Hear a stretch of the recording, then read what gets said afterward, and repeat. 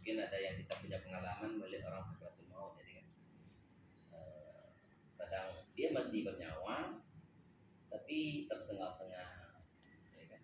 Mata belalak, mulut terbuka, kemudian apa namanya dia meronta-ronta tapi nggak nampak, merontanya hanya di dada saja, sesak nafas, napasnya tersengal-sengal sebagainya, dan bunyi gemuruh, ya kan? Bunyi gemuruh kadang dari suara mulutnya, dia nggak bersuara lagi, cuma gemuruh aja kedengaran, ya kan? Kayak suara kerbau disembelih gitu kan. Nah, suara kerbau kalau disembelih kan bunyi itu, kadang berlangsung lama, kadang tidak, tergantung kondisi. Nah, apa tindakan kita yang sehat ini menghadapi orang yang sakratul maut? Yang pertama, kita nggak boleh takut. Pertama, karena ada orang takut gitu ya, nggak usah takut. Jadi pertama, tugas kita adalah ketika menghadapi orang yang dalam keadaan sakit, yang mengalami sakratul maut, disunahkan bagi kita, terutama keluarga nih, untuk membaringkannya dalam posisi menghadap kiblat. Jadi orang yang sakit payah, sakratul maut, disunahkan untuk menghadapkannya ke arah kiblat. Nah, arah kiblat itu bisa membaringkannya dengan posisi kaki mengarah kiblat atau menyampi, melintang. Kalau kita dalam keadaan uzur sakit, kalau sholat berbaring gimana biasanya? Kan kaki ya, kaki menghadap kiblat, lalu badan kita agak sedikit gitu, kan seperti itu biasanya, atau kepala mendongak sedikit. Nah, orang yang sakit mau juga seperti itu, kaki diarahkan ke arah kiblat. Kalau kiblatnya kita ke sana, nah, jadi arahnya ke sana. Atau dibaringkan melintang. Melintang berarti kepala sebelah kanan. Persis seperti ketika memasukkan jenazah ke dalam kubur itu, posisi kiblat di sebelah kanannya. Itu caranya. Karena kata Rasulullah, kiblat hukum ahya'un wa amwata. Jadi kita ini baik hidup ataupun mati, tetap ibadahnya menghadap kiblat. Jadi menghadap kiblat itu adalah sunnah. Yang kedua, disunnahkan mentalkinkannya dengan membimbing atau membisikkan berulang-ulang kalimat qaulus tsabit. Qaulus tsabit itu kalimat la ilaha illallah. Jadi cukup mengucapkan la ilaha illallah aja. Ya. Boleh dipanggil namanya secara berbisik, tak terlalu keras-keras lah. Didekatkan di telinganya, lalu ucapkan, panggil namanya, lalu sebutkan la ilaha illallah. La ilaha. Itu aja terus lah. Di telinga kanan atau di telinga kiri. Kemudian boleh ditambah dengan dibimbing dia untuk beristighfar. Panggil namanya, istighfar, ucapkan la ilaha illallah. Kalau sempurnanya lagi, bimbing dia mengucapkan syahadat. Asyhadu an la ilaha illallah wa asyhadu anna Muhammadar Rasulullah. Lalu setelah itu diulang-ulang la ilaha illallah ya. Syahadat cukup sekali saja. Itu la ilaha illallah, la ilaha illallah, la ilaha illallah. Jadi seringkan itu. Dibisikkan di telinganya, karena ketika orang dalam keadaan sakit, ruhnya itu masih bisa mendengar, bisa melihat, cuman fisiknya yang tidak aktif, ya kan? Seperti itu. Jadi kalau tentang menghadapi kematian ini, itu adalah antara ruh dengan ruh, antara ruh dengan ruh. Itu yang kedua. Yang ketiga, dianjurkan untuk menghadirkan keluarga atau kerabatnya. Apa tujuannya? Tujuannya boleh jadi, naudzubillah ya, orang sakratul maut itu boleh jadi penyebabnya adalah adanya persoalan yang berat yang tak terselesaikan antar keluarga atau sahabat. Ini sebagai contoh saja, saya pernah menghadapi orang sakratul maut, seorang bapak. Jadi udah panik di keluarga, tapi kasihan dia, ya. Seperti tadi lah suaranya, mulut termenganga, mata terbuka, suara keras. Jadi saya panggil keluarganya semuanya. rupanya memang ada salah satu dari anaknya ketika itu ada persoalan dengan ayah, yang dia seakan-akan tak mau memaafkan seperti itu. Jadi saya panggil semuanya, saya tanya satu-satu. Bagi istrinya dulu, padahal itu istri masih ada. Anak ada besar-besar. Saya tanya satu-satu. Ketemulah kepada anak yang tadi itu, diam dia, tidak mau dia ngomong. Lalu yang lain itu yang tadi sudah selesaikan, saya bilang ikhlas enggak? Anak yang lain ikhlas. Banyak anaknya itu. Yang satu ini diam.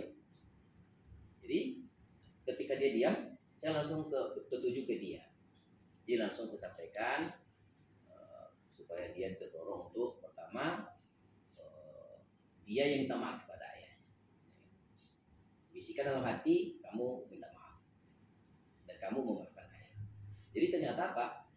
Memaafkan itu adalah kekuatan, saling memaafkan. Jadi kita ada persoalan dengan sesama kita, dengan keluarga apalagi, itu nggak boleh dendam kita. Kalau kita menyimpan dendam, efeknya nanti ke ini sakratul maut. Jadi lama sekali nasihatin, akhirnya menangis ya. Alhamdulillah menangis. Saya pun ikut nangis ya. Alhamdulillah ya. Minta maaf ya kalau saya terbawa suasana nih.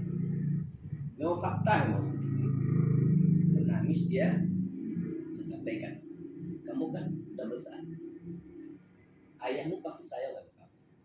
Tolong berikan dia ketenangan. Ini terakhir kali ini.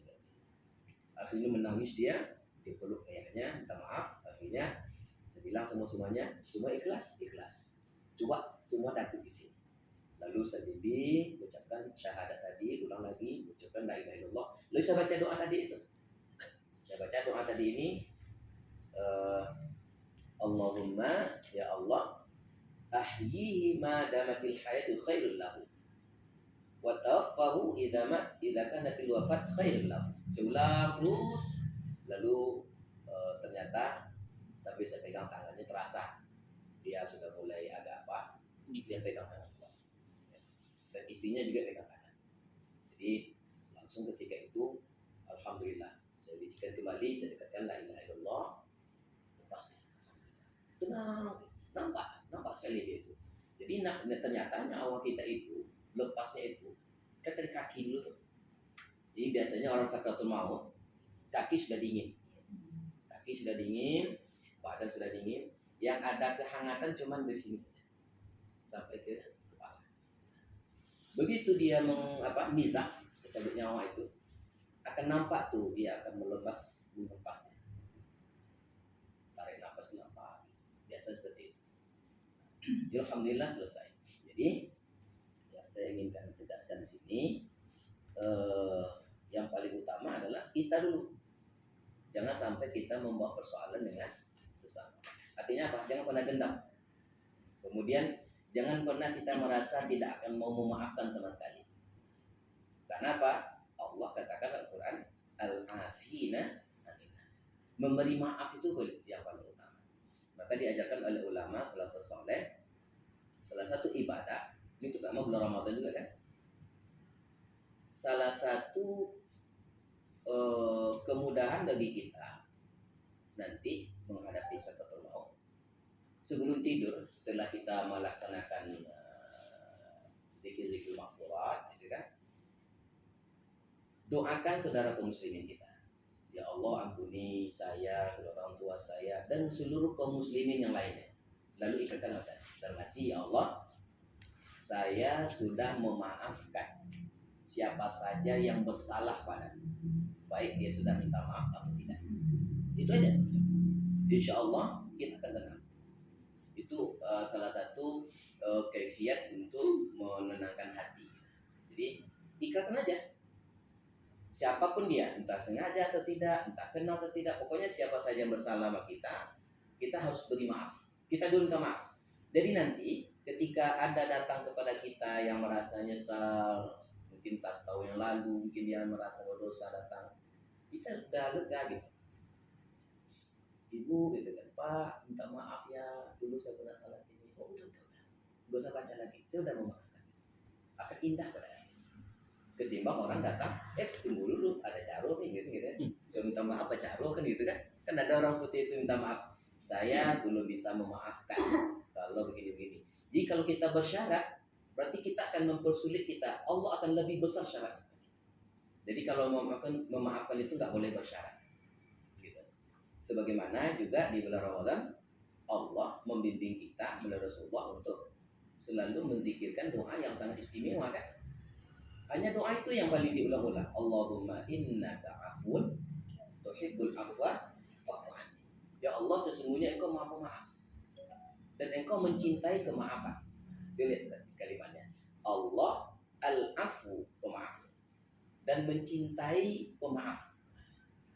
Kata pemaaf itu yang dicintai Allah Ta'ala. Fa'fu anni, ya Allah maafkan juga.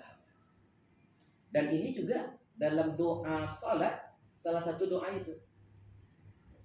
Ya, ketika duduk antara dua sujud, ada 8 kan? Rabbil fili, warhamni, wajibuni, warfa'ni, warzuqni, wahdini, wa'afini, wa'fu'an. Ini kata kunci. Pertama, minta ampun. Boleh jadi dosa yang banyak kita ini, yang kita sebagai manusia pendosa ini, banyak dosa kita, ya kan? Mungkin tidak Allah ampuni di dunia, tapi minta kepada Allah apa? Maaf ya. Jadi kalau dimaafkan Allah, itu adalah rizki yang sangat luar biasa bagi seorang mukmin. Ketika sampai di akhirat nanti, ternyata di Yaumul Mizan masih ada nih tersisa dosa. Yang dosa ini jadi umpan neraka gitu. Nah, sebelum Yaumul Jaza ada satu pemungkas. Nah, ini di pemungkas nih, al-afu. Ya kan? Makanya dalam doa itu kan al-afwa inal hisab. Kan ada tuh kan? Allahumma huwin alaina fi sakaratil maut wan najata minan nar wal afwa inal hisab. Al-afu inal hisab itu ketika dihisab masih ada nih dosanya, ya kan? Mungkin tak 10 kilo lah bisa. Yang 10 kilo ini tidak akan bisa kita masuk surga karena dosa yang 10 kilo. Jangan ke 10 kilo, sebiji zarrah saja menyebabkan kita tidak jadi masuk surga. La yadkhulul jannah, ya kan? Tidak masuk surga seseorang nggak jadi masuk surga. Padahal tiket surga di tangan nih. Siapa yang dalam hatinya ada sebiji zarrah kesombongan. Nah, dosa sebiji zarrah itu menjadi pembatal masuk surga. Maka kita harus bisa membersihkannya. Dengan cara apa? Cari maaf Allah Ta'ala. Untuk mendapatkan maaf Allah Ta'ala, ini Ramadan. Fa'fu anni, ya Allah, maafkan hamba. Pantaskan hamba untuk mendapatkan maafmu. Maka nanti di akhirat, walaupun dapat nanti ada 10 kilo tadi, jangankan 10 kilo sebiji zarrah nggak bisa selamat kita, maka apa kita minta? Pamungkasnya adalah kemaafan Allah Ta'ala. Apa mana maaf? Batalun nikah. Nggak jadi dihukum. Jadi yang menjadi penyebab kita dapat maaf Allah Ta'ala, salah satunya adalah kita di dunia suka memberi maaf. Jadi setiap kita ada bersalah, orang bersalah, kita segera langsung maafkan. Itu lebih afdal. Jadi itu yang paling utama. Jadi ketika kita menghadapi orang yang sakaratul maut, keluarga kumpulkan, minta mereka mengikhlaskan, memaafkan. Dan juga bisikkan kepada yang si sakit, orang tua tadi atau keluarga yang sakit, walaupun dia tidak respon, ya. Jangan kira dia nggak respon lagi, kan gitu biasanya nih, dia dalam keadaan koma, kita tetap berberi sangka, dan itu adalah Allah yang punya kuasa. Jadi kalau sudah seorang yang koma itu, kita berdialog antara ruh dengan ruh, antara ruh dengan ruh. Jadi ucapkan maaf itu, ikhlaskan dalam hati. Nah, insya Allah itu akan sampai. Jadi insya Allah kalau kita menghadapi orang yang sakaratul maut, kalau ketemu orang yang bermasalah itu salah satu solusi. Lalu bagaimana kalau orangnya nggak ada di situ? Kalau nggak ada di situ gimana kita? Kita doakan dia. Kita doakan. Kalau bisa dihubungi, hubungi. Kalau nggak bisa terhubung, doakan. Doa itu seperti itu. Doa minta ampun, mohonkan ampun dia. dia ya Allah, bukakan hati dia ya Allah, berikan dia kelapangan hati ya Allah, keduanya untuk selesai. Itu tentang menghadapi orang sakratul maut. Kemudian keempat, ini dianjurkan, disunahkan kita membaca Al-Quran, terutama surah Yasin. Kata Rasulullah, Yasin qalbul Quran. La yaqra'uha rajulun yuridullaha wa darul akhirah illa ghafara lahu wa qara'uha ala maghdah. Dan bacakanlah kepada saudaramu yang sakit. Atau kita yang sakit juga boleh baca Yasin. Baca Yasin. Ya. Jadi baca Yasin itu sunat. Atau disunatkan juga membaca surat Ar-Ra'du. Surat Ar-Ra'du. Surah Ar-Ra'du. Jadi surah Ar-Ra'du, apa manfaat surah Ar-Ra'du? Surah Ar-Ra'du itu faedahnya adalah memudahkan tercabutnya ruh, nyawa, meringankan orang yang sakratul maut, menghadapi sakratul maut. Surah Yasin itu qalbul Quran. Surah Ar-Ra'du untuk memudahkan tercabutnya. Bapak dan Ibu sekalian, tentang sakratul maut ini, Rasulullah sampaikan ketika nyawa dicabut itu sakitnya. Gimana sakitnya itu? Diibaratkan Rasulullah seperti kambing yang dikuliti hidup-hidup. Kalau kita dikuliti hidup-hidup pasti sakit juga. Jangankan kulit kita, ujung kukunya aja tarik. Ada nih di ujung kuku, di sisi kiri ke apa tuh, pinggir-pinggir itu berlebih sedikit. Kita apalah namanya. Kalau bahasa Inggrisnya kelupiang ya. Kelupiang. Jadi ketika dicabut itu sakit tak ampun. Sisanya kena air aja perih. Itu baru ujung itu. Kalau cabut nyawa, seluruh badannya sakit. Masa saya katakan tadi nyawa itu cabut di kaki dulu, terasa gitu. Kalau kaki kesemutan udah sakit kita. Ini enggak, dikuliti gitu. Cuman nggak dinampakkan Allah. Nah itulah kuasanya Allah yang Maha Rahman Maha Rahim. Orang yang sakit ketika dicabut nyawa nggak dinampakkan Allah kesakitan itu, tapi dia merasa. Lalu apa yang menyebabkan bisanya hilang sakratul maut? Jadi hidup ini disuruh oleh Allah beribadah. Salah satu tujuannya adalah untuk mendapatkan nikmatnya mati. Itulah ayat yang selalu dibaca ketika khutbah Jumat itu. Jadi Ustaz sini, ittaqullaha haqqa tuqatihi wa la tamutunna illa wa antum muslimun. Jadi takwa. Takwa itu adalah salah satu tameng kita untuk bisa selamat dari sakratul maut. Kemudian ibadah-ibadah kita itu yang terbaik, dia adalah akan menyebabkan kita selamat dari sakratul maut. Sakitnya mati.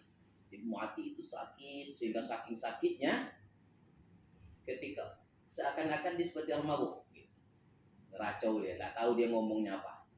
Saking sakitnya. Kenapa? Konsentrasinya itu dia menjerit minta ampun, tapi bukan di jeritannya itu dia konsentrasi, tapi di sakitnya itu. Bayangkan di sakit-sakit gitu. Apa di sini terasa sakit gitu. Nah, yang akan menghilangkan sakitnya itu adalah amal, takwa itu. Pernah dengar kisah sahabat? Belum ya? Dulu ada di masa Rasulullah salah seorang sahabat namanya Sa'ban ini ketika sholat berjamaah selalu diperhatikan Rasulullah. Rasulullah belum akan menyuruh Bilal untuk iqamah sebelum nampak Sa'ban. Itu kemuliaan Sa'ban. Jadi suatu ketika Rasulullah lama menunggu, tak juga disuruh iqamah. Hampir mau habis subuhnya. Melihat terang gitu. Lalu sahabat mengingatkan, ya Rasul, bentar lagi subuh mau habis. Gimana? langsung dikomat lah. Sekarang pesta sholat. Begitu selesai sholat, Rasulullah menghadap ke belakang. Ditanya dia. Itu ditanyanya oleh Rasulullah. Mana Sya'ban? Nggak ada yang jawab segitu. Ada yang kenal dengan Sya'ban? Nggak ada yang tahu. Rupanya Sya'ban ini bukan orang situ. Bukan penduduk dekat situ. Jadi ada satu sahabat yang tahu gitu. Ya Rasul, saya tahu rumahnya Sya'ban. Kalau begitu, antarkan kami ke situ. Lalu begitu selesai sholat subuh, mereka semua berjalan. Kalau diperkirakan dalam kisah itu, perjalanannya lebih kurang berapa? Memakan waktu sekitar 3 jam. Berapa jauh itu? Jalan kaki. 3 jam. Jalan kaki, Pak. Jalan kaki 3 jam. Berapa kilo itu? Jadi perjalanan itu dari subuh nih sampai di rumah sahabat. Begitu sampai di rumah ditanya, benar di rumah sahabat? Ya, yang nyawa adalah istrinya. Dialog oleh Rasulullah ketika itu, mana sahabat? Sahabat sudah meninggal, sudah diselenggarakan jenazah. Jadi ketika selesai diselenggarakan itu ditanya Rasulullah, ada pesan sahabat? Tidak ada Rasul, cuman saya ada satu herankan. Apa itu? Ada 3 kali keluhan Sya'ban ketika nizam. Apa yang diucapkan oleh Sya'ban kata Rasulullah? Sebenarnya Rasulullah tahu nih, hanya untuk berikan pelajaran ke sahabat, karena dia diwahyukan oleh Allah. Beliau mengeluh dalam nizamnya itu, ya Allah, kenapa tidak lebih jauh? Yang kedua, ya Allah, kenapa tidak semuanya? Ya Allah, kenapa tidak yang lebih bagus? Jadi rupanya ada satu pengalaman Sya'ban ketika itu. Perjalanan dia dari rumah ke masjid itu, kan terbayang tuh. Berapa jam tadi kan? 2 jam. 3 jam. Jadi Sya'ban ketika pergi ke masjid dari rumah itu, dia punya bekal. Pertama bekal kain. Karena jangan bayangkan di masa Rasulullah itu jalan seperti beraspal atau apa, pasti betul. Jadi kain sholat bagian dalam ya bagus, mantel luar untuk melindungi dari debu. Itu pakaiannya. Lalu membekal makanan, roti. Di tengah perjalanan bertemu dengan seorang yang tua.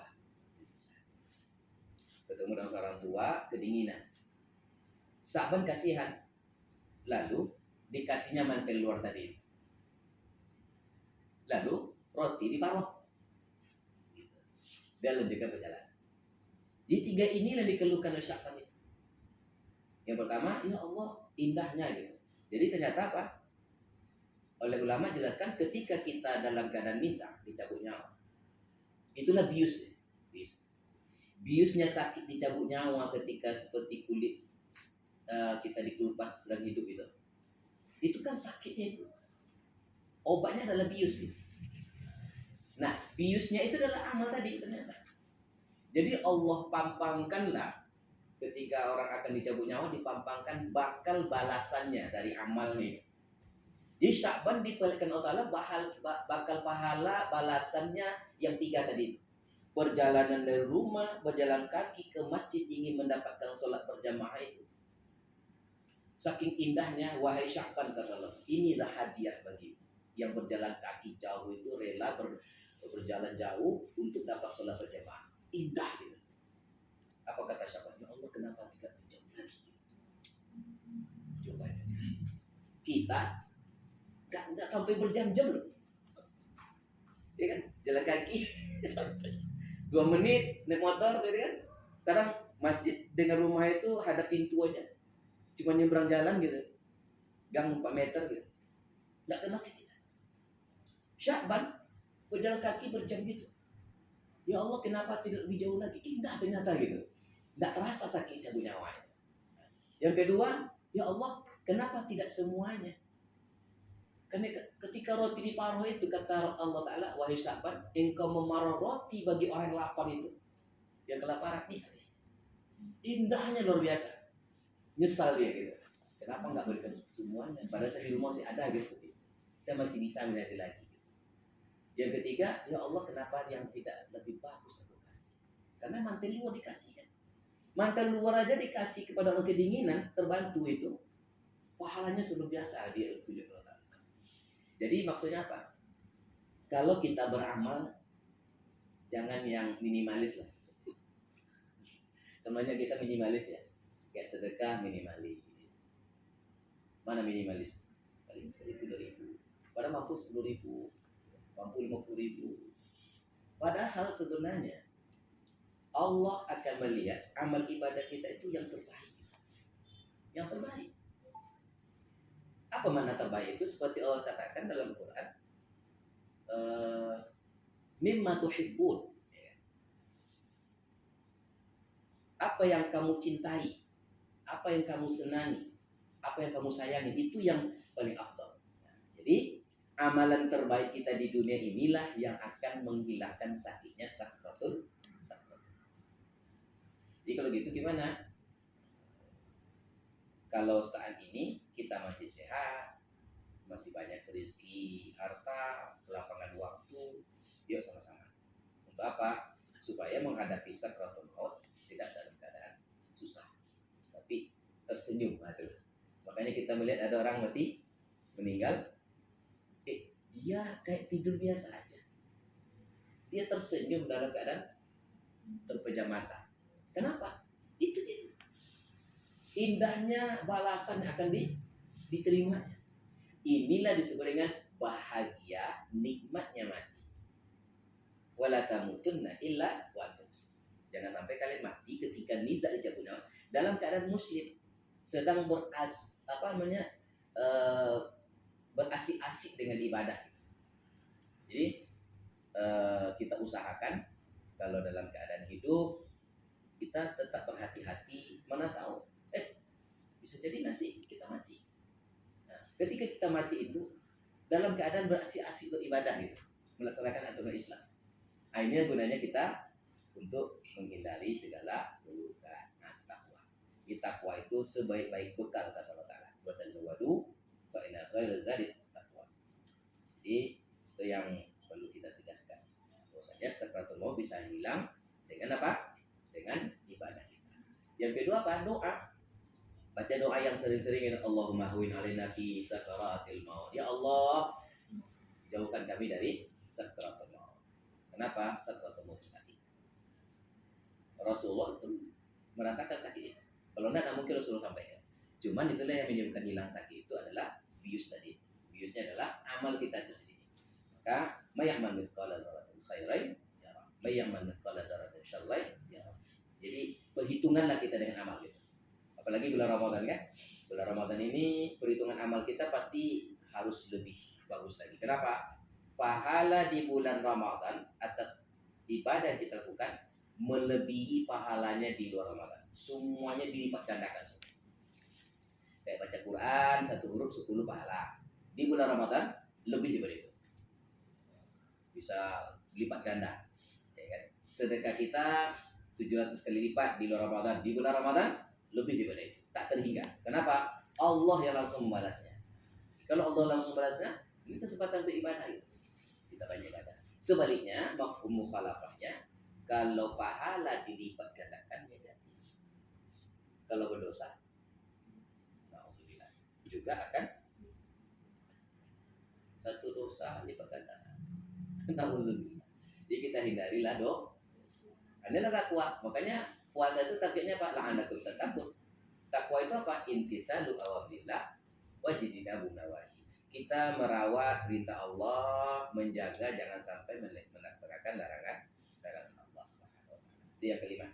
Dan yang terakhir tentang menghadapi orang sakratul maut.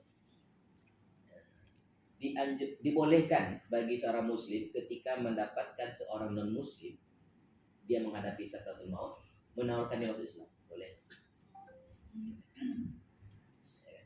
Tapi tidak secara frontal ya. Tidak ada keluarganya. Nanti proses keluarganya kan. Cukup tadi itu. Ini kan masalah ruh ya. Jadi bisikan aja. Bisikan sama dia. Mungkin namanya kau tahu namanya kan Wasifullah, bersedia kan kalau masuk Islam, ikuti saya. Itu aja. Kita seakan-akan berdialog aja, rasakan seakan-akan berdialog, insya Allah. Ucapkan asyhadu an la ilaha illallah, asyhadu anna Muhammadan rasulullah. Kalau bisa diulang 3 kali kalau itu. Nanti ulang lagi. Wahai si fulan, aku tahu engkau dalam keupaya. Semuanya akan tahu. Maukah engkau masuk Islam? Ucapkan ikuti saya. Dalam hati aja boleh. Atau secara sir ikuti saya. Asyhadu an la ilaha illallah. Lalu ikuti saya. Suruh 3 kali ikuti saya. Ucapkan la ilaha illallah. La ilaha. Insya Allah. Jadi kita dapat pahala besar itu. Kenapa? Karena kita berbaik sangka kepada Allah Ta'ala, dia bisa masuk Islam karena itu yang tentang menghadapi satu. Baik. Ada pertanyaan? Ustaz, ini sebenarnya pengalaman. Nama Bu, Beberapa- nama. Oh, nama. Ya. Nama lama Ustaz untuk Hayati. Oh, Beberapa sekitar 2 bulan yang lalu ada saudara sakit datang dari kampung dan tinggal di rumah. Memang awalnya rujukannya ke awal Sudirman. Jadi pertama mungkin karena minimnya pengetahuan terkait dengan kematian. Setelah 1 bulan di rumah, tinggal sekitar 2 bulan. Memang sudah meninggal. Itu meninggalnya di rumah saya. Nah, karena minimnya saya pengetahuan terhadap kematian, karena anak tersebut ini masih gadis, memang sering kesurupan gitu, sering kesurupan. Jadi di detik-detik ternyata dia meninggal itu kan kami karena minim tadi ada 2 indikasi kami mungkin kesurupan. Cuman feeling saya ada kok mirip kayak meninggal kata saya, seperti feeling gitu ya, feeling. Cuman karena nggak punya pengalaman, karena feeling itu ada, jadi saya memang di sebelah kan ada bidan. Jadi saya yang bolak-balik mau jemput bidan, dan saya memang karena feeling tadi saya minta sama ibunya untuk ditalkinkan, kan biasanya kan abang ditalkinkan. Cuma pikiran saya aja ini mau meninggal atau kesurupan gitu. Jadi apakah ada ciri-ciri tadi Ustaz, realnya kalau untuk membaca mungkin yang bisa kita baca misalnya seperti yang apa tadi Ustaz bilang, seperti hewan digorok. Iya. Nah, realnya itu seperti apa? Apakah misalnya matanya ke atas atau bagaimana gitu Ustaz? Yang seperti itu yang saya kemarin itu masih ragu nih, tadi dia mau meninggal atau gimana gitu. Takutnya pas saya bilang mau meninggal nanti orang tuanya kan pasti apa? Ini ada lagi gitu kan, larangnya meninggal gitu ya. Jadi mohon iya. ya tanda-tandanya gitu Ustaz. Cuma feeling saya kemarin tuh arahnya mau meninggal gitu, tapi karena nggak punya pengalaman gitu kan, ternyata memang iya. Dan ya untungnya maksudnya tepatlah kita kasih masukan sama ibunya untuk mentalkinkan. Itu Ustaz pertanyaannya. Baik, terima kasih Bu Nurhayati ya. Oke, baik. Mengenai ciri-ciri orang sakratul maut ini, dia beragam ya, tidak sama semuanya. Pertama kita harus mengenali dulu kebiasaan saudara kita itu. Biasanya kan saudara kita bisa lihat, atau orang yang nggak kita kenal pun bisa lihat dari apa pengalaman itu. Pertama kalau dia dalam keadaan sakit, biasanya nampak perubahan yang tak lazim. Misal kalau orang kesurupan tadi kan, lazimnya kalau dia sedang kesurupan seperti apa misalnya? Mungkin dia entah meronta-ronta atau ngomongnya nggak jelas, gitu kan? Kita kenali itu. Lalu kalau sudah tidak lazim seperti biasa, nampak juga perbedaan. Nah itu kita tandai seperti itu. Jadi nanti ketika dia dalam keadaan berbaring misalnya, kita nampak misalnya ini macam-macam ya. Ada yang nampak kayak tadi saya katakan, dia mulai responnya berbeda. Responnya berbeda seperti biasa. Kayak orang koma ya, kayak orang koma itu. Dan biasanya kalau untuk bagi keluarga yang dekat, itu bahasa kita. Pasti Allah kirim pesan melalui feeling tadi, bahasa hati. Jadi kita akan merasa berbeda. Nah, ketika ada perasaan itu kita harus segera ambil sikap. Makanya kalau ketika menghadapi saudara kita sakit, jangan sering ditinggal. Awasi terus, perhatikan ada perubahan-perubahan apa yang biasa dan yang nggak biasa. Nah, ketika sudah masuk pada yang nggak biasa, kita berbaik sangka tapi tetap waspada. Seperti itu. Ada perubahannya tidak lazim. Yang kedua, ada bahasa-bahasa apa namanya itu dari gesturnya yang berubah. Mungkin dari mulutnya atau matanya. Kadang ada mata terbelalak atau matanya memang memejam sama sekali. Ada juga. Tidak sama sebetulnya. Mulut yang menganga juga ada, atau dia diam sama sekali, tidak respon. Kemudian yang paling sering itu adalah ketika pegang tangan, itu paling cepat ya terasa.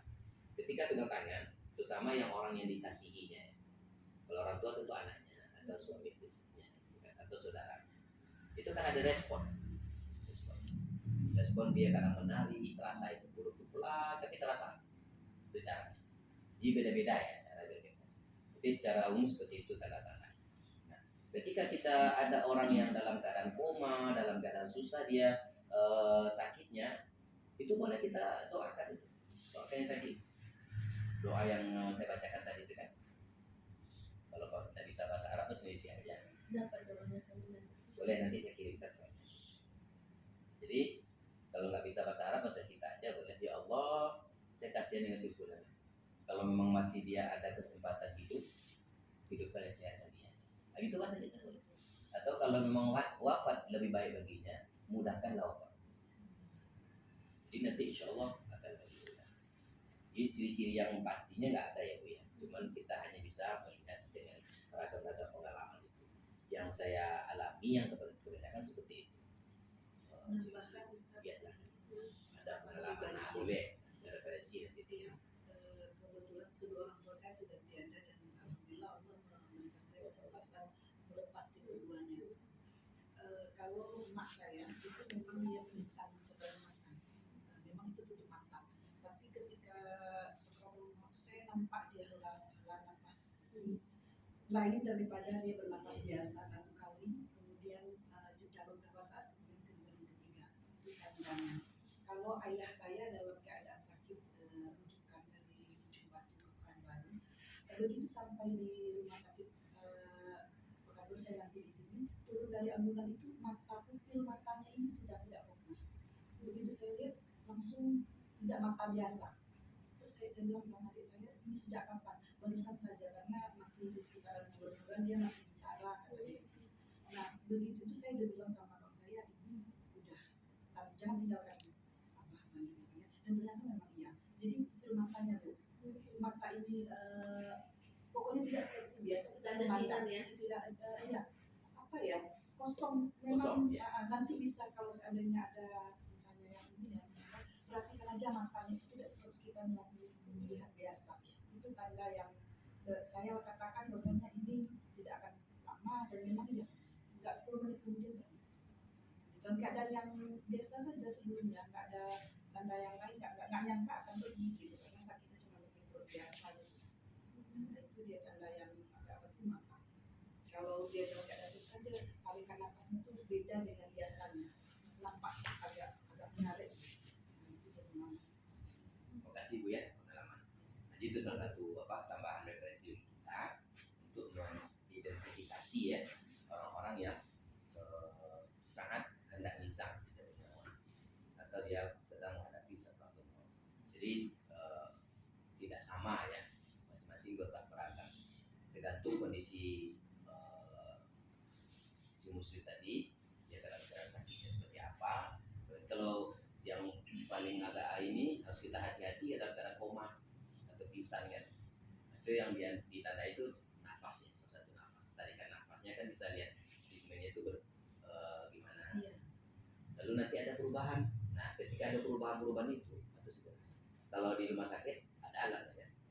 Kalau alat kenapa tuh? Gerak-gerak apa itu kan? Itu bisa kita segera. Makanya kalau orang sakit jangan ditinggal. Kasihan nanti nggak ada berarti. Nauzubillah, nanti takutnya ini kan orang yang menghadapi sakaratul maut itu nanti itu setan yang menang itu. Nauzubillah. Ini kita kan setiap dimemetin oleh setan terus, ya kan? Pengaruh setan. Jadi, mungkin zikirnya itu lemah, ya kan?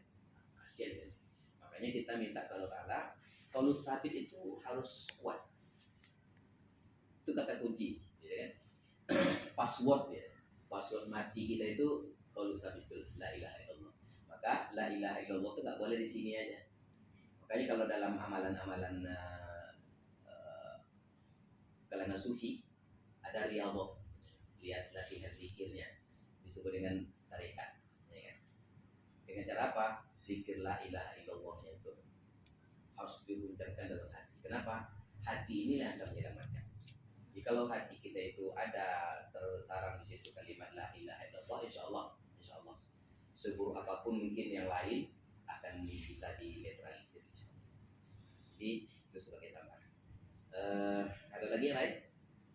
Ini dah akhir. Mau tanya, kalau orang zaman dahulu itu kan kayak nenek zaman dahulu itu kan dia suka pakai susuk namanya. Jadi pengalaman saya dulu, menurut saya ya, sampai dia beberapa hari dia sampai beberapa waktu masih belum lepas. Jadi katanya dari usut-usut ternyata dia dulu dia pernah pasang susuk kan. Jadi pasang susuk ini harus dilepas dulu, baru dia bisa lepas. Dan juga kadang-kadang ada juga yang macam-macam ya, harus lepas atap satu dia Oh. bisa gitu. Itu gimana itu? Iya. Jadi nanti kalau kita percaya jadinya Masya Allah. syirik ya kita. Iya. Tapi cucinya enggak ya? Iya. Kalau yang zaman sekarang kan Ustaz, kan kalau dulu susu tuh, kalau sekarang tuh biasanya kan orang ada implan. Iya. Gimana kalau dia Implan, sekarang ya. mau dapat kita harus lepas atau gimana? Baik. Alhamdulillah. Itu ingatkan.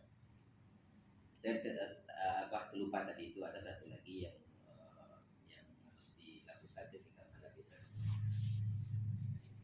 Kalau dia dalam ruangan di rumah, di samping tadi kita kumpul keluarga, ada satu lagi, pisahkan yang di ruangan itu yang ada bentuk berupa batu, batu yang mungkin agak lebih identik dengannya dia bernyawa gitu kan. Kalau foto patung, kayak boneka patung gitu ya. Itu betul tuh yang tadi Ibu katakan tadi. Inilah kita harus menjaga diri ya, jangan sampai ada semacam punya jimat atau yang jimat itu macam-macam bentuknya, fungsinya kan, menggunakan media-media syirik ya. Media syirik itu jimat, susuk atau amalan. Ada amalan-amalan yang dia bersarang dalam badan. Itu lebih parah tuh, payah membawanya. Maka kalau kita tahu yang seperti itu, sebenarnya doa kita itu namanya ruqyah, harus diruqyah.